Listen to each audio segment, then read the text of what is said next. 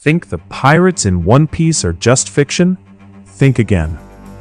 Most of your favorite One Piece characters are based on historical ghosts, real-life monsters whose lives were so wild they barely needed embellishment.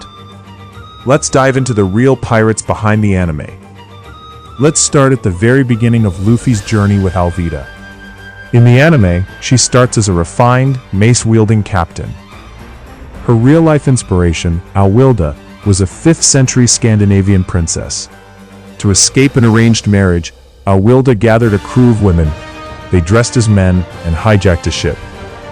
She was so successful at piracy that the king sent his son to hunt her down. Legend says she was impressed by the prince's fighting skills.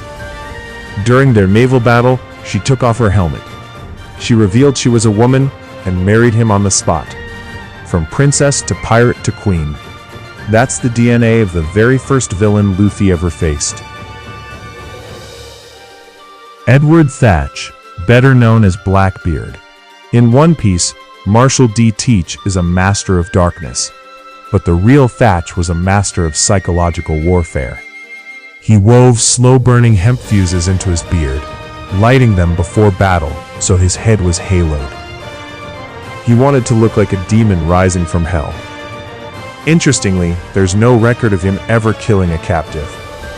He preferred to scare people into surrendering, so he didn't have to damage the cargo. Before we get to the worst generation, we have to talk about how they lived. Piracy wasn't just chaos, it was governed by the pirate code.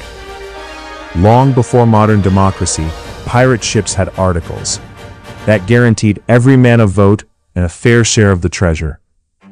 Even disability insurance for lost limbs in battle. If you lost an arm, the crew paid you a set amount of gold. This freedom from the law inspired the revolutionary spirit.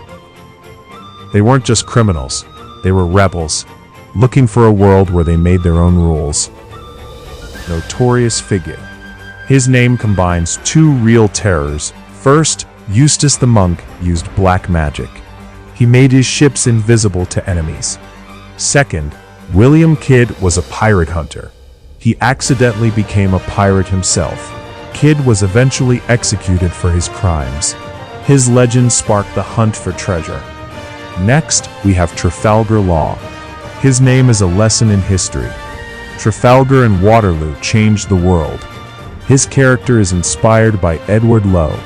Lowe was notorious for his cold-blooded cruelty. Law steals hearts with his devil fruit.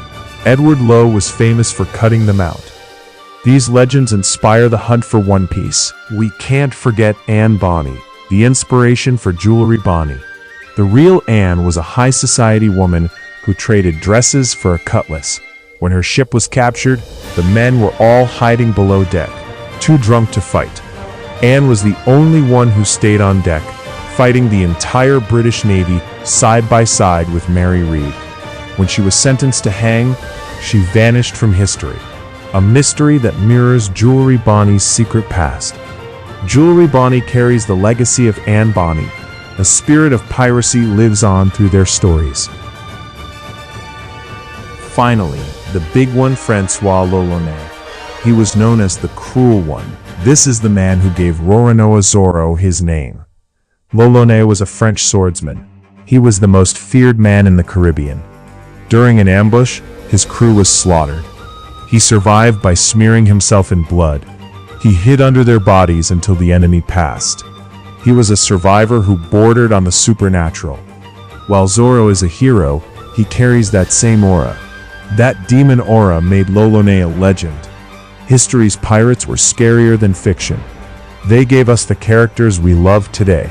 Which pirate should I cover next? Let me know in the comments.